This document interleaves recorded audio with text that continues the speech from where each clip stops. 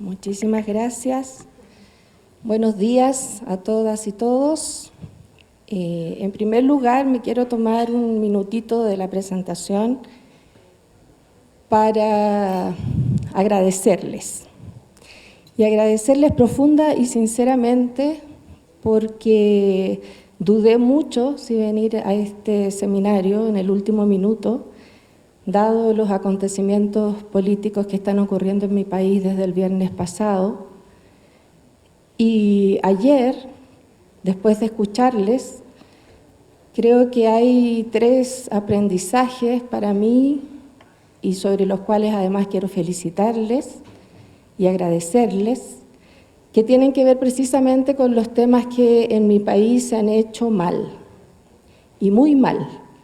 Y creo que de una vez los chilenos tenemos que aprender a tener lecciones de humildad para reconocer y para sincerar lo que ha estado ocurriendo en Chile. Entonces, en ese sentido, me pareció tremendamente importante y valoro de manera realmente muy significativa al menos 3 cuestiones que ayer se mencionaron y que fueron trabajadas con bastante profundidad. Yo solamente voy a mencionar los titulares. Una es, a partir de la presentación del doctor Cruz, el poner el foco en los pobres de los pobres, ¿no? En toda su presentación, él insistió mucho en que estas maneras mejoradas de medir la pobreza, cada vez en el caso de México, y la extrema pobreza, estaba implicando el mejoramiento de políticas sociales y que poner el foco en esa población que está más rezagada es un eje muy importante de la política pública. Entonces, en ese sentido, creo que ahí hay una mirada muy interesante respecto de quiénes son los rezagados, hay una mirada que es coherente con la Agenda 2030, entonces no puede ser de que el conjunto de la comunidad internacional estemos equivocados al decir que nadie se quede atrás, que para llegar a lograr los objetivos de desarrollo sostenible necesitamos que nadie se quede atrás. Y en ese sentido me parece que poner el foco, como lo hace México hoy día y lo viene haciendo México desde hace un tiempo, es una cuestión tremendamente relevante.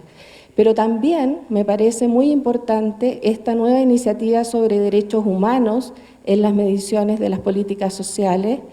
porque eso hace abrir el abanico respecto de las intervenciones públicas a entender que la política social también tiene que velar por el ejercicio de derechos de todos sus ciudadanos, no solo de los pobres. Y ese ha sido un error gravísimo que hemos cometido en Chile, en que hemos descuidado a las clases medias en términos del ejercicio de sus derechos sociales, políticos, culturales, económicos, etcétera. En segundo lugar, un tema que apareció muchas veces en las presentaciones de ustedes, y ahí agradezco mucho a los estados que participaron y que expresaron sus experiencias, fue el tema de la participación.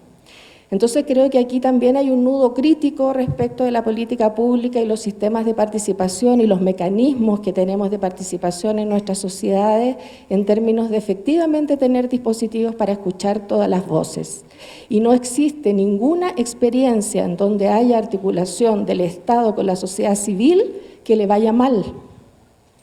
No conozco ninguna experiencia, y créanme que he estudiado mucho el tema de participación en esta región, ninguna experiencia donde los consejos consultivos, los sistemas de participación en términos de base que involucran a organizaciones en procesos evaluativos, etcétera, hay muchas formas de trabajar el tema, ninguno de esos ha sido negativo. Siempre ha sido un aporte la articulación ciudadanía-Estado, siempre. Y por lo tanto, el poner el acento en esta nueva generación de instrumentos para el Estado mexicano me parece de suma importancia.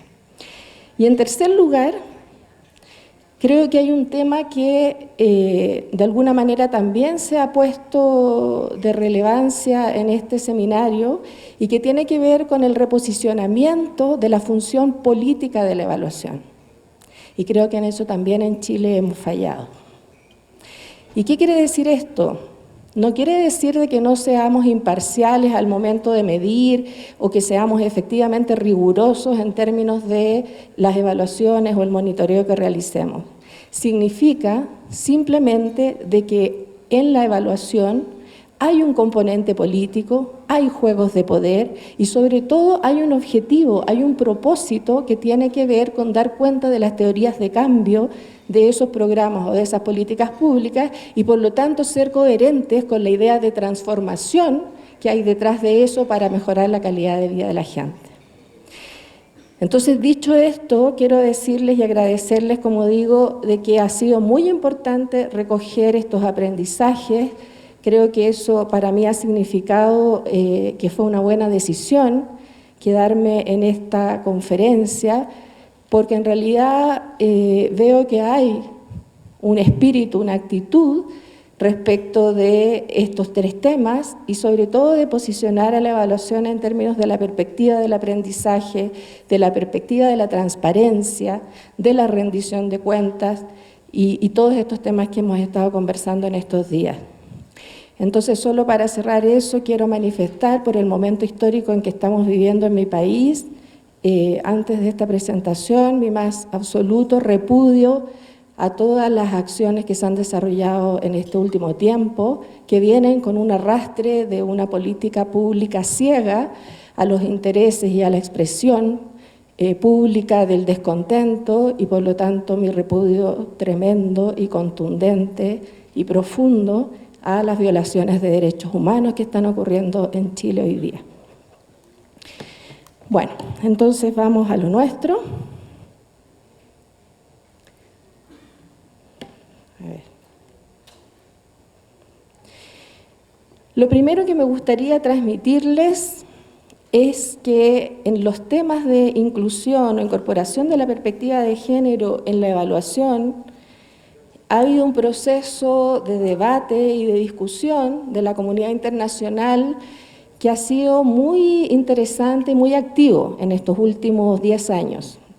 Entonces, en esa perspectiva, me gustaría en esta presentación precisamente poder actualizarles respecto de estos cambios y estas situaciones que han ido ocurriendo respecto a lo menos de 5 esferas que nos convocan y que tienen relación con este tema de la incorporación de género en la evaluación. Lo primero que me gustaría compartirles es que pudiéramos tener claridad todos y un entendimiento común respecto de cuáles son aquellos cambios en el nivel más de contexto que han dado posibilidad o que han facilitado la incorporación del género en evaluación. En segundo lugar, también que tengamos mucha claridad respecto de cómo han ido ocurriendo estos cambios en las últimas décadas respecto de la institucionalidad que se ha generado para la evaluación, de la cual ustedes seguramente son parte también en estos últimos años y en estos últimos procesos, tal como mencionaba Edgar hace unos minutos. También el tema de los cambios que han habido conceptuales, porque cuando hablamos de género hoy día pareciera que todos entendemos lo mismo, y sin embargo han habido procesos y cambios que es necesario conocer para poder dimensionar la complejidad también que tiene el tratamiento de estos temas, tanto en la política pública como en la evaluación. También, las metodologías que han modificado, se han mejorado y que se han incorporado nuevas cuestiones vinculadas a las técnicas y a otros instrumentos, y también porque cambian las capacidades de los estados en torno a estos temas. Entonces, lo primero respecto de los contextos, para todos los presentes es sabido que han habido cambios muy relevantes respecto de una intencionalidad, un propósito declarado de la mayoría de los organismos, si no todos, los organismos multilaterales y los organismos de cooperación en nuestros países, que han incorporado unidades, departamentos o personal a cargo de incorporar efectivamente los temas de género en el conjunto de su accionar, ¿no? Esto a partir de la conferencia del 95 de Beijing, la conferencia que se realizó en China, en donde por primera vez uno de los acuerdos de esa plataforma de acción fue precisamente transversalizar el enfoque de género en la política pública. Y desde allí a la fecha, la mayoría de los países, de los estados del mundo, han estado entonces incorporando precisamente estos elementos en su política pública y en los distintos niveles y en toda la política pública de los gobiernos. Por otra parte, porque también tenemos una serie de situaciones de cambios en los procesos más institucionales, en las arquitecturas institucionales de nuestros países, que también bajo todo el paradigma de modernización del Estado ha dejado entrar a los temas de género desde una perspectiva, como llamamos quienes estamos en estos temas, desde la perspectiva de la eficiencia, ¿no? De que es eficiente incorporar a las mujeres al desarrollo y por lo tanto es eficiente también incorporar el enfoque de género en los procesos de evaluación. Entonces, en ese sentido, ahí ustedes pueden ver en la diapositiva un conjunto de situaciones de contexto que han sido elementos que de alguna manera han estado facilitando la inclusión del enfoque de género en los procesos evaluativos. Y sin duda, el elemento central, tal vez el que más está influyendo en este último periodo, a partir de un par de años atrás, porque todavía no en todos los estados se ha instalado de manera muy sustantiva y contundente, es todo el esfuerzo de la Agenda 2030 y de los ODS,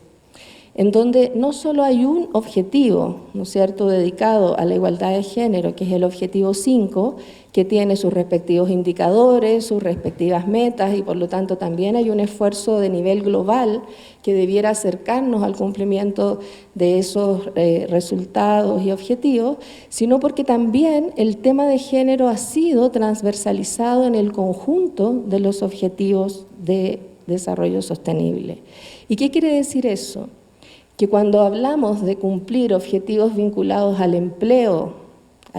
decente y a todos los propósitos y objetivos que hay en torno a eso, también podemos mirarlo desde una perspectiva de género.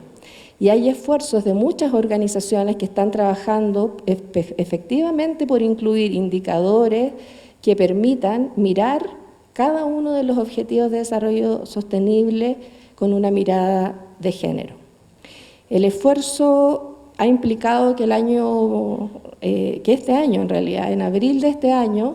hubiese un primer informe coordinado por la Agencia de Naciones Unidas vinculada a los temas de género, que es ONU Mujeres, un primer informe en donde se ve efectivamente las brechas de género que hay en cada uno de los objetivos. Hay un documento allí que yo se los comparto en la presentación. Todos los documentos que estoy citando aquí van a estar a disposición de ustedes para poder revisar con mayor detención. Están los vínculos, los hipervínculos puestos ahí en los documentos, entonces ustedes pueden ver aquí de que hay un esfuerzo internacional y en algunos casos también nacional por entender que la dimensión de género no es una dimensión asociada solamente a las mujeres, sino que uno puede analizar las brechas de género en distintos componentes y en distintas dimensiones del desarrollo, ¿no? Finalmente nos quedamos con esta idea de, como decía Segone hace muchos años atrás, de que el desarrollo le sucede a las personas, ¿no? Y por lo tanto no hay temas clásicos de género, como son tradicionalmente las políticas sociales, sino que hay un conjunto de temas del desarrollo que sin duda impactan la vida y la calidad de vida y la posición y condición de vida de mujeres y hombres en nuestras sociedades. Entonces allí ustedes podrán mirar cuáles han sido las metodologías, cuáles son los indicadores y cuáles son las formas de llegar a establecer estas cuestiones que tienen que ver con un marco muy global, ¿no es cierto?, porque todo el mundo está realizando estos esfuerzos, y también poder mirar y articular de qué manera, en el caso de México, uno puede establecer coherencias entre los sistemas que están implementándose de monitoreo y evaluación en cada uno de los estados y a nivel de la federación, como también poder establecer nexos, articulaciones entre indicadores que pueden ser una experiencia que haga referencia a los mismos procesos que ustedes están desarrollando en el nivel de los gobiernos estatales como también de los niveles municipales.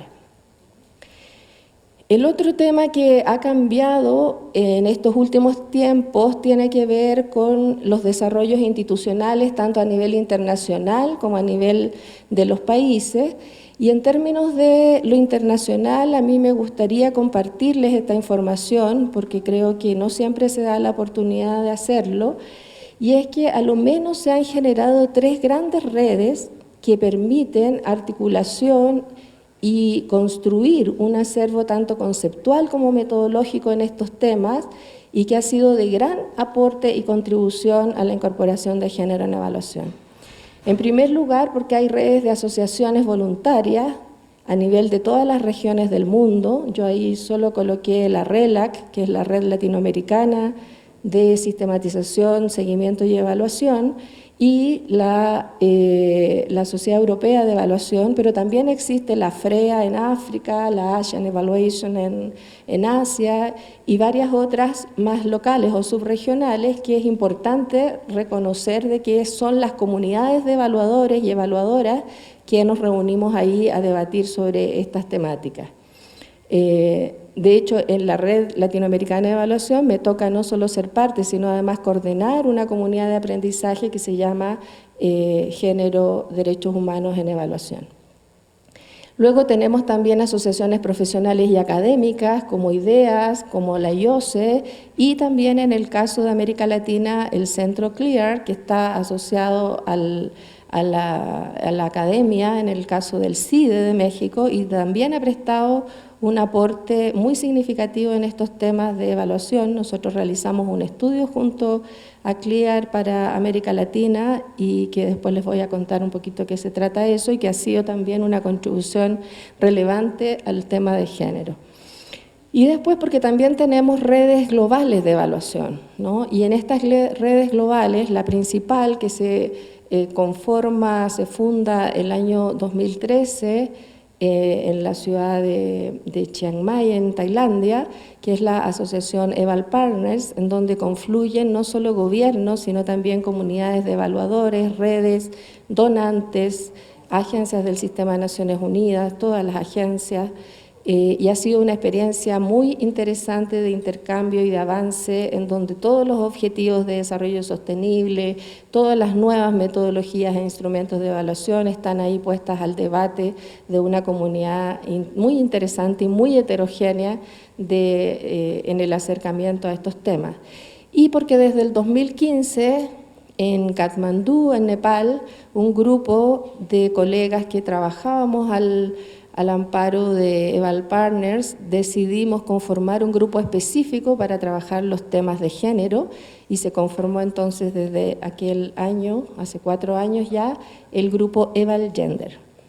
Tengo que comentar además que en el caso de México también había un esfuerzo de asociación de evaluadores, ¿no es cierto?, de conformar una comunidad de práctica que está funcionando actualmente y frente a la cual también hay un grupo interesado en trabajar los temas de género. Luego, en el nivel más nacional, lo que tenemos aquí es una experiencia progresiva de institucionalización de oficinas o unidades de evaluación en distintos países de la región, con distintas características, pero sin embargo uno puede ver en la gráfica que en la última década ha habido un incremento muy significativo respecto de la instalación de institucionalidad en el Estado, ¿no? Algunas partieron siendo comisiones de asesoras presidenciales o sistemas muy pequeños y poco sostenidos en el tiempo respecto de sistemas de información. Sin embargo, hoy día, cada vez con el paso del tiempo, se han ido constituyendo entidades con mucho más sustento, más soporte, tanto en términos de personal como metodológico, como de recursos, y que ha formado parte también de la arquitectura institucional de nuestros estados, de manera que también ese proceso ha influido para ir pensando en esas arquitecturas institucionales, de qué manera uno puede incorporar entonces estos temas de género, ya sea en sus marcos normativos, en sus instrumentos, en sus propósitos o en el tipo de políticas o programas que se están evaluando. Por otra parte, lo que les decía hace unos minutos, también ha habido muchos cambios que tienen que ver con una dimensión más conceptual. Yo recuerdo hace años atrás, precisamente haciendo evaluaciones de programas y políticas, desde hace yo creo que unos 10 años o un poquito menos tal vez, era políticamente incorrecto decir que un programa no tenía políticas o perspectiva de género más bien, ¿no? Entonces, cada vez que uno hacía entrevistas y todo, por supuesto que todas las autoridades y todas las personas que tenían cargos de responsabilidad siempre mencionaban con que había una necesidad y una mirada de género en esos programas, ¿no? Y eso se fue instalando como en el sentido común de muchos servidores y servidoras públicos en nuestra región, y también se percibió eso como un gran avance respecto de los temas de género. Ahora, cuando hemos evaluado, desde el año 2013, creo, el 2011 y 2013, que hicimos un mapeo sobre qué estaba pasando con la inclusión real de los temas de género en evaluación en los distintos países de la región, nos dimos cuenta de que mucha de esa información era muy superficial, ¿no? En el sentido de que era una cuestión que estaba asociada más a un discurso, a una narrativa, que era como adecuada desde el punto de vista de los propósitos generales de los planes de desarrollo nacionales o de las estrategias más globales de acción de los estados, pero que sin embargo en la práctica no se traducía en demasiadas cosas más que evaluar algunos programas en donde las destinatarias eran fundamentalmente mujeres,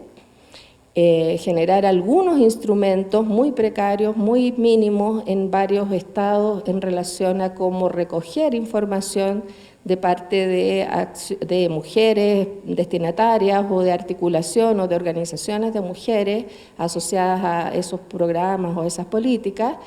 pero generalmente eran en una actitud consultiva, ¿no? en una versión más vinculada al trabajo de terreno concretamente, más que al generar instrumentos, dispositivos organizativos o una estrategia de inclusión de los temas de género en el conjunto de la acción del Estado.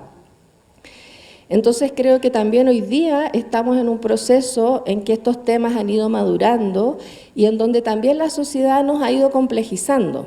¿no? Y por lo tanto hoy día también es importante empezar a situar estos debates conceptuales en el sentido de que ya no estamos haciendo una asociación directa entre lo que es género y mujer. O sea, hoy día ya vemos que no es automática esta relación entre o sinónimo el hacer o aplicar enfoque de género con mirar la dinámica, los procesos, los indicadores respecto de las mujeres. O sea, hoy día cuando hablamos de enfoque de género ya no hablamos del conteo de ciudadanos y ciudadanas, ¿no? Ni solo estamos preocupados de desagregar la información según sexo, porque además ese es otro tema que también, bueno, podría dar para mucho más de conversación, pero desde el punto de vista de quienes trabajamos en estos temas siempre insistimos mucho en que las estadísticas se desagregan por sexo, pero se analizan según género, ¿no? Es importante esa distinción porque también los temas de género, el concepto de género, requiere hoy día de mayores precisiones. Porque también en términos de la diversidad sexual en nuestros países, en América Latina, ha habido también muchos movimientos que han estado instalando nuevas identidades, recogiendo, ¿no es cierto?, nuevas expresiones de su género o su sexualidad, y en ese sentido también el escuchar esas nuevas voces que han estado emergiendo en nuestros contextos implica remirar entonces las formas de catalogar, las formas de diseñar instrumentos y las formas también de recoger las opiniones y las explicaciones que hay desde diversos colectivos respecto de sus problemáticas o sus necesidades más agudas, ¿no? Entonces, desde la comunidad de evaluación global hemos estado en los últimos 5 años hablando del concepto de género más o gender plus, como es en el mundo más anglosajón. Y esto quiere decir precisamente la posibilidad de comprender los géneros ya no desde la lógica de mujeres, ya no desde la lógica binaria de hombres y mujeres, sino también entender de que en el análisis de los informes o de los hallazgos de evaluación tenemos que tener una mirada más amplia y más compleja respecto de estas diversidades identitarias que tenemos en todos nuestros países y en el mundo en general. Y eso implica también entonces tener otra complejidad, que también se las quiero compartir, que tiene que ver con el entender de que las identidades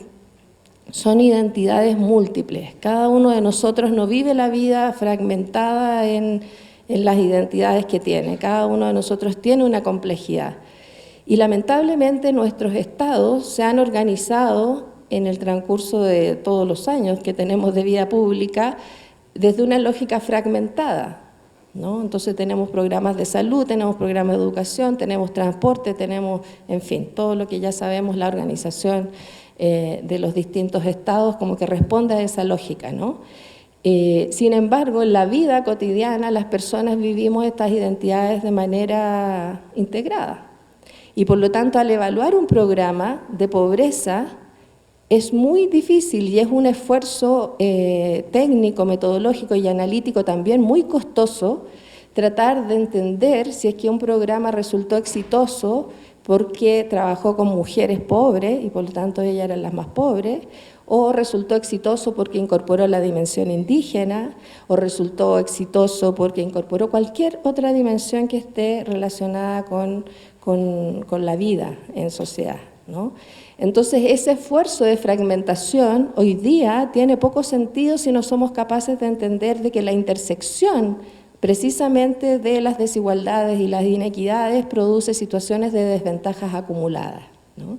Y por lo tanto, también entender de que esas desventajas acumuladas se van focalizando en ciertos colectivos y en ciertos grupos. Y eso implica también un análisis de género, ¿no? El poder mirar esas distintas dimensiones, y eso requiere también que nuestros estados estén habilitados para tener información desagregada, ya no solo en los temas de género, que por cierto no todos los países tienen información sostenible en el tiempo, en series de tiempo respecto de esa agregación de datos. Todavía hay un desafío, un reto ahí, sobre todo en los registros administrativos, más que en las encuestas, sino también considerar entonces las otras dimensiones, que son dimensiones que están tremendamente asociadas y articuladas precisamente con los temas que nos convocan, como el tema de pobreza. Ayer escuchábamos precisamente al doctor Cruz hablar de esto, ¿no? Él señaló precisamente de que el 87%, creo, me lo anoté por ahí, el 87% de las personas que vivían en pobreza, en el caso mexicano, eran mujeres, indígenas y de zonas rurales. Entonces, ese análisis nos tiene que llamar la atención respecto de que tenemos que ser capaces de que nuestros gobiernos pongan una aguja de acupuntura exactamente en aquellos colectivos que están siendo más rezagados. Y para eso, mirar desde el género en una lógica interseccional me parece tremendamente relevante para afinar la mirada, la medición y, por lo tanto, el mejoramiento de la política pública. Entonces, en ese sentido también, en función de esta Agenda 2030, de que nadie se quede atrás, tenemos que ser capaces de identificar en cada uno de nuestros territorios dónde están, quiénes son los que tienen estas acumulaciones de desventaja. Y yo les puedo señalar que en los estudios que hemos hecho nosotros a nivel de toda la región de América Latina y el Caribe, podemos distinguir de que hay a lo menos estas 5 dimensiones que son las que constituyen los grupos que efectivamente están en mayor desventaja. Habría que ver si en nuestros países también eso es coincidente, y habría que ver también si en nuestros territorios es coincidente, porque a veces pueden que la variable etaria, por ejemplo, juegue un factor importante en esas mediciones. Pero en el caso de la región, para que tengamos al menos un referente, quienes acumulan mayores desventajas, mayor discriminación, exclusión y rezago son los que son pobres, los que son indígenas, las mujeres, los adultos mayores o adultas mayores, y si viven en contextos o en situación de ruralidad. Entonces, por eso que es muy importante incorporar, además del género más, esta mirada sobre la interseccionalidad. En cuarto lugar, uno de los temas relevantes tiene que ver con las mediciones y los instrumentos y las metodologías que usamos en los procesos evaluativos.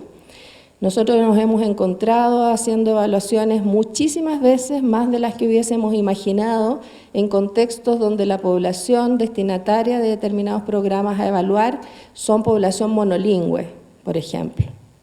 Y en el caso de México, que hemos hecho varios estudios y evaluaciones aquí, eso es una situación común, y que no es solo común a México. Es común también en Guatemala, en Perú, en Bolivia, en Brasil, en muchos lugares de este continente.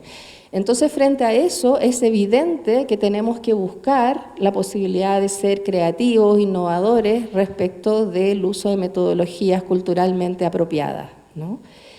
Y en ese sentido también entonces ha habido un surgimiento de metodologías menos estandarizadas. Yo creo que hubo una ola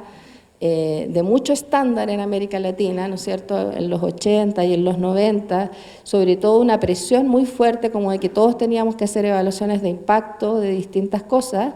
y todos sabemos lo costoso y lo difícil que es hacer evaluaciones de impacto, y sin embargo esa tensión existía muy fuertemente, ¿no es cierto?, en nuestros países y en nuestras unidades de evaluación al interior de los países.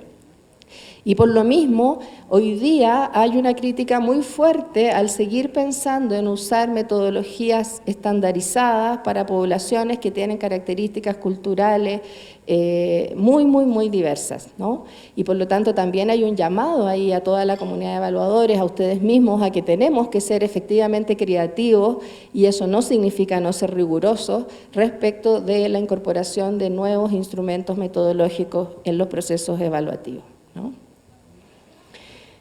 Hoy día, además, tenemos la suerte de contar con un conjunto de documentación, de manuales, de guías. Yo creo que hace unos 10 años atrás, cuando uno iba a algún evento de esta naturaleza, como el que nos convoca hoy día, la mayoría de las personas nos preguntaba, bueno, está bien bonito esto, se entiende bien, es súper claro, nosotros adherimos, pero ¿y cómo se come el tema del género, ¿no? ¿Cómo se hace en la práctica? ¿Cómo lo llevo a cabo? Yo tengo una unidad, tengo un personal de 3 personas, tenemos muchas tareas, muchas responsabilidades y no sabemos, tenemos la voluntad política de hacerlo, pero no sabemos cómo. Hoy día quiero decirles gratamente de que existen metodologías y manuales y apoyos técnicos, asistencia técnica en muchas temáticas muy diversas y complejas. Entonces hoy día ustedes pueden encontrar materiales desde cómo incorporar género en los temas de agua, cómo incorporar género en los temas de energías renovables, cómo incorporar género en situaciones de pesca, o sea, mucho. Hay una diversidad de trabajos y de acervo metodológico en nuestra región, incluso con una mirada muy desde América Latina, que es muy importante que lo puedan considerar y lo puedan buscar y puedan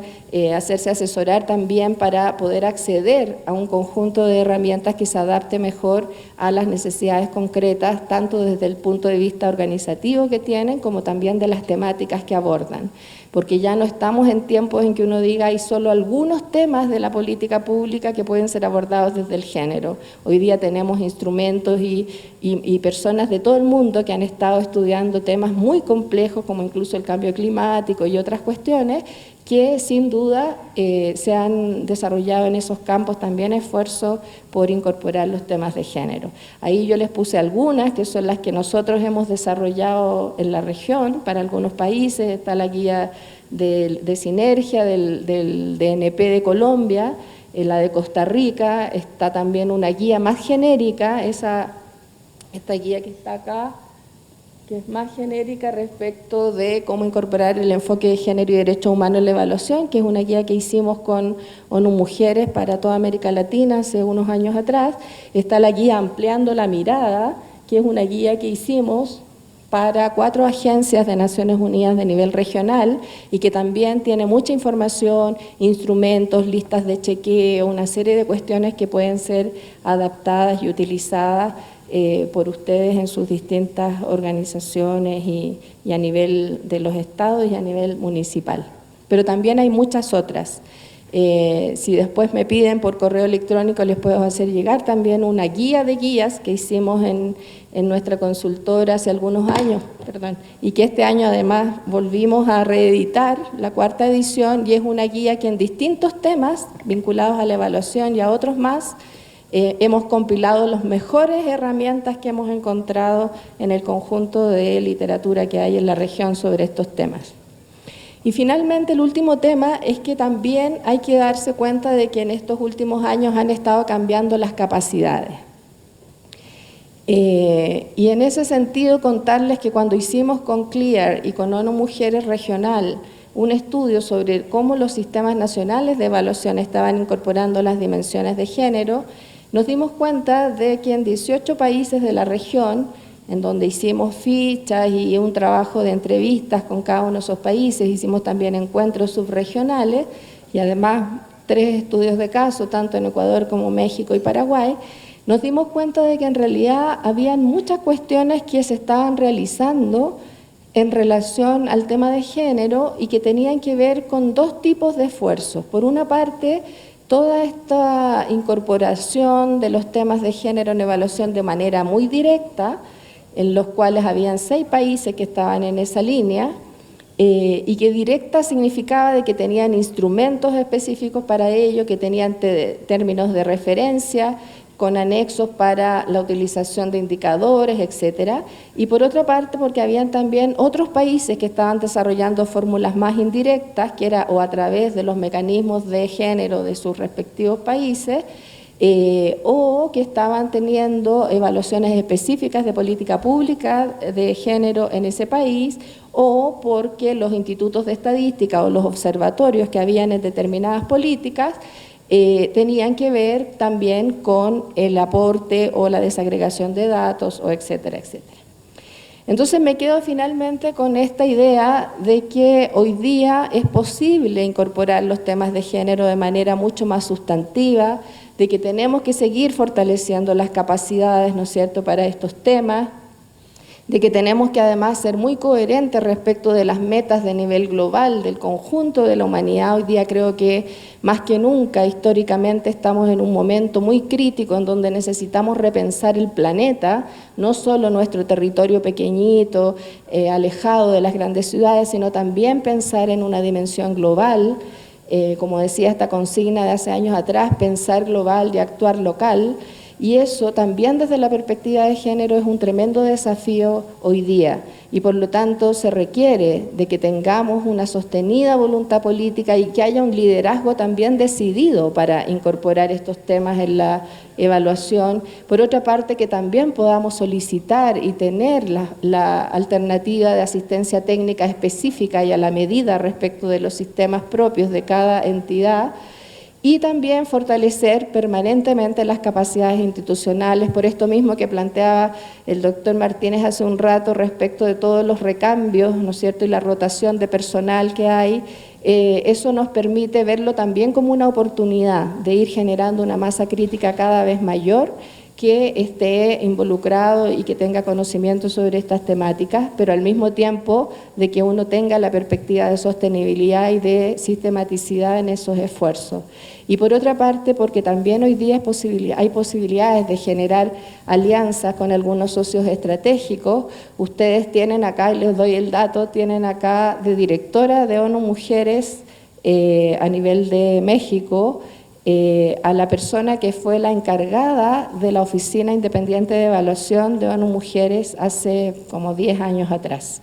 Entonces ella pasó desde esa oficina de evaluación, que fue la que además generó todas las posibilidades para que el grupo de Naciones Unidas de Evaluación, donde están los jefes de evaluación de todas las agencias, generaran instrumentos específicos sobre los temas de género. Hay documentos allí, incluso en la presentación, que los pueden bajar,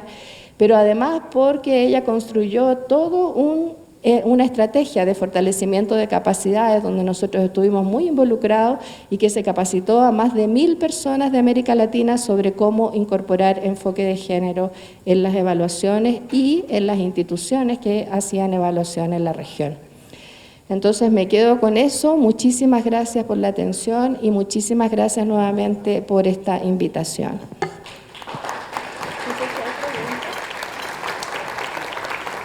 Agradecemos las palabras de la maestra Faúndez Meléndez. Ahora pedimos a los asistentes que, en caso de tener alguna pregunta, hagan llegar su papeleta al personal de apoyo. Maestra Alejandra, Sí, le cedo la palabra para responder mirando las preguntas. Me dicen aquí que por temas de tiempo vamos a mirar solo 2 y las otras me las llevo y me comprometo a responderlas por correo porque tienen sus correos electrónicos.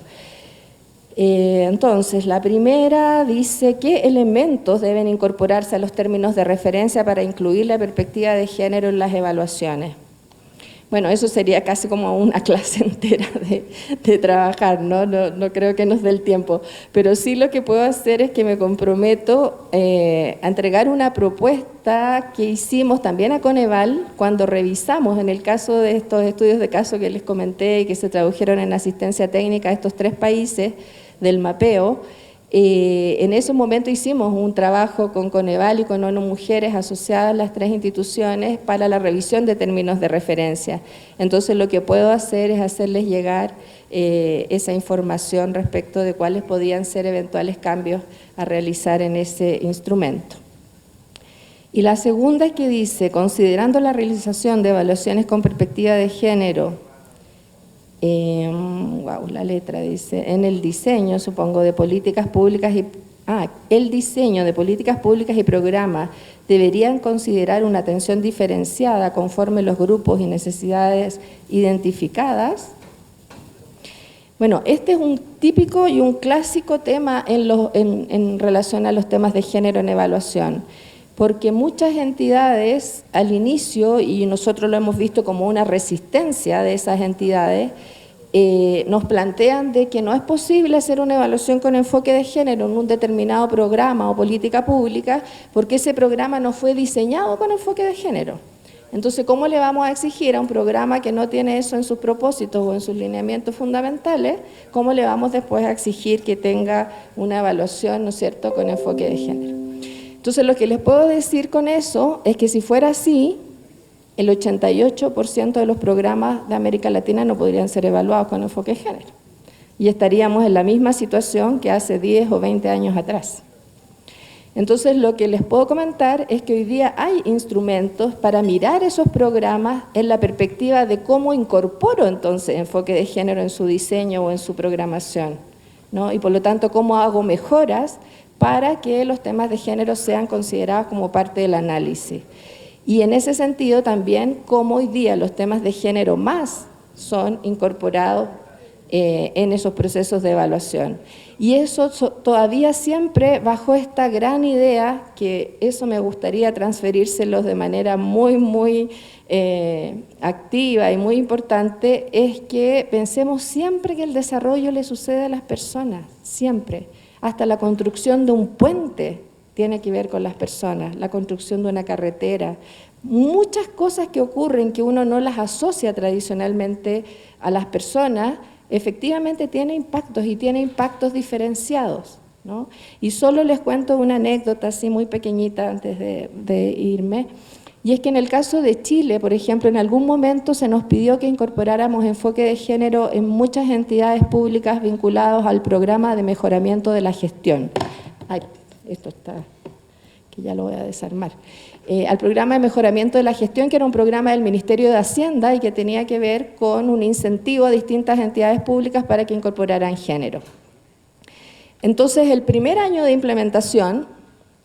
varias instituciones podían eximirse, precisamente dando argumentos de que ahí no podía incorporarse el tema de género porque era un tema técnico, porque era un área de desarrollo que no tenía que ver con la gente, en fin. Y se nos pidió a un grupo de profesionales de Chile que fuéramos a hablar con estas instituciones que querían eximirse. Una de ellas era el Instituto Nacional de Pesca, que hoy día se llama Cernapesca. Ustedes entenderán de que cuando llegamos ahí, por supuesto, los altos ejecutivos de ese programa, estoy hablando año 2005, 2004, nos quedaron mirando diciéndonos, ¿y ustedes cómo creen que vamos a incorporar género aquí? ¿Que vamos a tener que distinguir los pescados de las pescadas? O sea, ¿cuál es la idea? ¿No? Entonces, ese era el tipo de concepción que había en aquellos momentos, ¿no? Y sin embargo, nosotros les dijimos, mira, en este año exímanse, está bien, pero déjennos a un equipo de profesionales hacer un estudio de diagnóstico de cuál es la situación de género en el sector pesquero en Chile. Un sector, por lo demás, que es muy importante. Ustedes entiendan que en Chile tiene 4.000 kilómetros de costa. Y resulta que de ese estudio resultó que efectivamente la tasa de problemas urinarios, por ejemplo, en las mujeres que trabajan en la pesca artesanal, vinculada a las caletas pesqueras, que eran alrededor de 1.800 en el país en ese momento, era 4 veces más alta que la más alta del mundo. Entonces tú dices, o sea, aquí estoy frente a un problema extraño, o sea, aquí hay una necesidad o algo que cubrir. Y efectivamente habían una serie de otras problemáticas que fueron identificadas en ese momento, y era porque las mujeres en las caletas pesqueras, que son esposas de los pescadores, en general trabajan en zonas húmedas más de 8 horas diarias, tejiendo redes o cuidando, en fin, la pesca que llega, y no tenían baños para mujeres, por lo tanto estaban muchas horas en zonas húmedas y en condiciones de extremo riesgo para su salud y su vida. Lo que pasa también hoy día con las salmoneras, ¿no? También las mujeres de las salmoneras hoy día trabajan en Chile en situaciones y en condiciones parecidas a estas de las caletas pesqueras. Y ese estudio implicó que al año siguiente el Sernapesca se involucrara en hacer efectivamente medidas de mejoramiento en relación a las problemáticas identificadas, y hoy día, hasta el día de hoy, existen una serie de especificaciones técnicas que tienen que cumplir todos los procesos de construcción de nuevas caletas pesqueras o de mejoramiento de las existentes, que tienen que ver precisamente con tener zonas secas de trabajo, tener baños diferenciados, etcétera, y otra serie de medidas. Entonces se fijan ustedes que cuando uno tiene la voluntad decidida de analizar con estos lentes multifocales, porque ya no son lentes de género binario, son lentes multifocales, la situación y la problemática que afecta a la gente, a nuestra gente de nuestros países, a la gente además más vulnerable de nuestros países, seguramente va a tener respuestas públicas mucho más adecuadas culturalmente y adecuadas también desde el punto de vista técnico, que permitan mejorar la condición y la posición de la vida de esas personas. Así que con eso me quedo, y con el compromiso de responderles las otras por correo. Muchísimas gracias.